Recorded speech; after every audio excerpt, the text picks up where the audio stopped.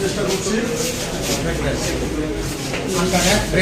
মেয়েগুলোকে মাঝখানে বুঝিয়ে, কিন্তু সাবেক এই সংসদ সদস্যকে লালমনিরহাটের আদালতে নেওয়া হচ্ছে। আপনারা দেখছেন লালমনিরহাট জেলা আদালতে নিচ্ছে। ওই যে দুই পাশে গাড়ি বন্ধ করে দেন, সামনে যায়।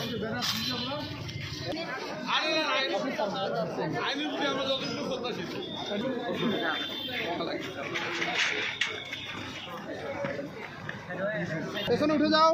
সদর থানা পুলিশের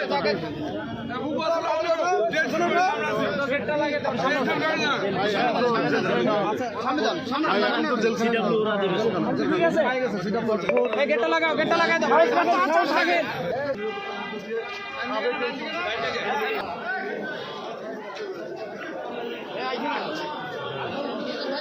একটু হ্যাঁ, ঠিক আছে ঠিক আছে ঠিক আছে একটু একটু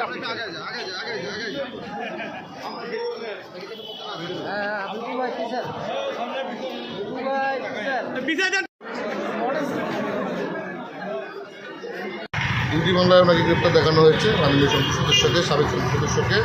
তার মধ্যে জিআর ৮ 25 মামলায় আদালত জামিন দিয়েছেন এবং জিআর 2 25 মামলাতে আদালত জামিন নামঞ্জুর করেছেন। আমরা ওনার জন্য ডিভিশন আবেদন করেছি, আদালত সেটা বিবেচনা করবেন। আগামী রবিবার ওনার দিন ধার্য করছে। আগামী পরবর্তীতে আমরা ওনার যে মামলাগুলো আছে, আরও 3টে মামলা ওনার জন্য ওনার জন্য দিয়েছে, সেই মামলাগুলোর জন্য আমরা জামিন প্রার্থনা করবো আদালতে।